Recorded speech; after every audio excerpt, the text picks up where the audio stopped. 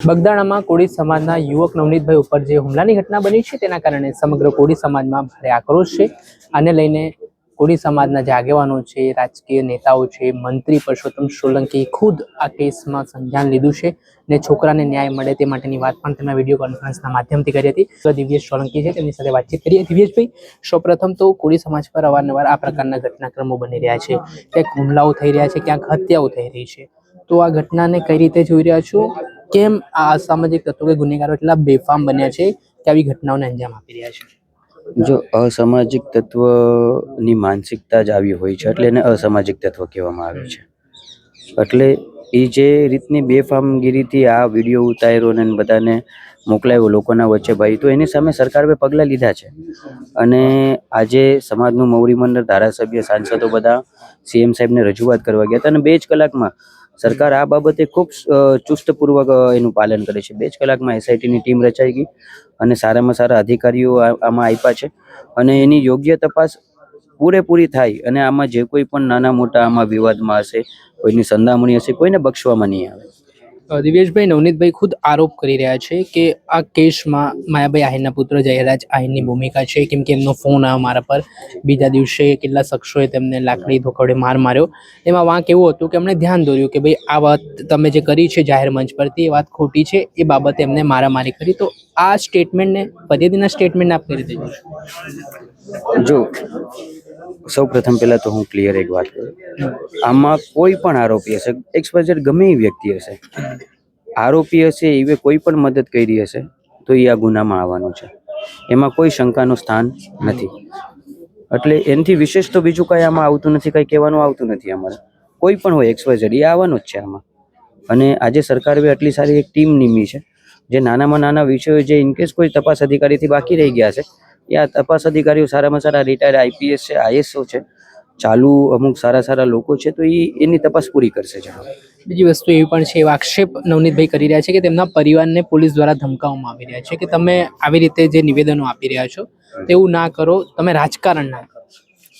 જો મિત્રો, આ બધું કરવાનું ખાલી કારણ ફક્ત ને ફક્ત એ જ છે કે કોળી સમાજના કોઈ પણ યુવાન હોય કે કોઈ પણ દીકરી હોય, એને કોઈ પણ વ્યક્તિ ધમકાવશે કે કોઈ ઓલું કરશે તો કોઈ દિવસ આ સોલંકી પરિવાર એ ચલાવ્યું નથી અને અમે જીવશું ત્યાં સુધી ચલાવશું હોય ને. એની માટે ચાહે જે કાંઈ પણ કરવું પડે એ અમારી તૈયારી છે. એમ સમાજને કોઈ ડરાવવાની ધમકાવવાની વાત કરે તો ત્યારે અમે હતા, આજે છીએ અને જીવશું ત્યાં સુધી રહેશું. એમાં કોઈ પણ આવી ગયું એટલે એવી કોઈ વાતોને હું માનતો નથી. દિવ્યેશભાઈ, મારો છેલ્લો પ્રશ્ન, આજે મહત્વપૂર્ણ બેઠક મળી, સમાજના આગેવાનો ઉપસ્થિત રહ્યા. હવે ભવિષ્યમાં આવા હુમલાના બનાવો સમાજ પર ના થાય તે માટે શું રણનીતિ ઘડવામાં આવી છે, જેના કારણે જે આરોપીઓ આ ઘટનાને અંજામ આપે 100 વખત કાયદો હાથમાં લેતા વિચારે? એના માટે શું રણનીતિ ઘડી છે?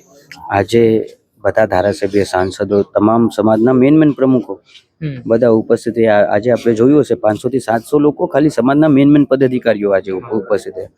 એટલે સમાજમાં એક જે લીગલ સેલ છે, સમાજના આગેવાનો છે, એ બધા એક મંચ પર આવ્યા. એટલે આ સમાજની એકતા જોઈને મને નથી લાગતું કે ભવિષ્યમાં કોઈ આવી કોઈ હિંમત કરે કે આવા કોઈ દિવસો કોળી સમાજને ક્યારે જોવા ના આવે, એવું કોઈ દિવસ થશે નહીં.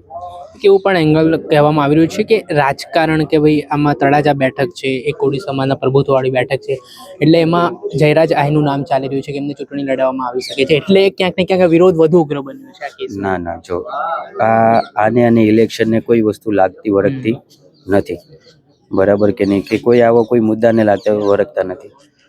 મુદ્દાની વાત શું છે કે ભાઈ સમાજના દીકરાને માર્યો અને એનું જાતે ને જાતે વિડીયો બનાવીને વાયરલ કર્યો. એટલે તમે લોકોને શું દેખાડવા માંગો છો? વિરોધ કોળી સમાજને એ બાબતે છે, બાકી કોળી સમાજને કોઈની સાથે કોઈ સામાજિક વિરોધ નથી. હું સ્પષ્ટતાપૂર્વક કહું છું, સમાજના યુવા પ્રમુખ તરીકે કહું છું, કોળી સમાજને કોઈની સાથે વિવાદ નથી કે વિરોધ નથી. આહિર સમાજના આગેવાનો એટલા જ અમારા સમર્થનમાં છે, અમારી સાથે એ વાતચીત કરેલી છે, અમારી સાથે રહીએ છીએ, કેમ કે અસામાજિક તત્વોની કોઈ નાત હોતી નથી.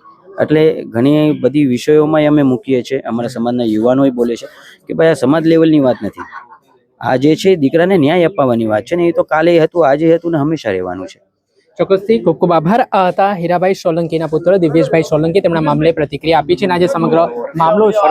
આ હતા પરસોત્તમભાઈ સોલંકીના પુત્ર દિવ્યેશભાઈ સોલંકી. તેમણે આ સમગ્ર મામલે જે કોળી સમાજના યુવાન છે તેમને ન્યાય અપાવવા માટે લડાયક ભૂમિકામાં જોવા મળી રહ્યા છે અને આજે સમગ્ર ઘટનાક્રમ બન્યો છે એમાં તેમણે કહ્યું છે કે કોઈ પણ આમાં આરોપી હશે તેમના સુધી છે પોલીસ પહોંચવાનો પ્રયાસ કરશે. આજે એસઆઈટીના ગઠન પણ આ મામલે સરકાર દ્વારા કરી દેવામાં આવ્યું છે અને તેમણે વિશ્વાસ વ્યક્ત કર્યો છે કે આ ભવિષ્યમાં પણ આ પ્રકારની ઘટના ના બને તે માટે કોળી સમાજના આજે તમામ વિવિધ સંગઠનના આગેવાનો છે તે એકત્ર થયા હતા અને એકત્ર થયા બાદ તમામ લોકોએ એક સુરમાં ન્યાય માટેની માંગ કરી છે. ત્યારે આગામી સમયમાં કયા પ્રકારની કાર્યવાહી કરવામાં આવે છે તે જોવું રહ્યું. દર્શક મિત્રો, આવા જ નવા વિડીયો સાથે આપણે માહિતગાર કરતા રહીશું, એટલે નવજીવન ન્યૂઝ જોતા રહો. વૈષ્ણવજન તો તેને કહીએ જે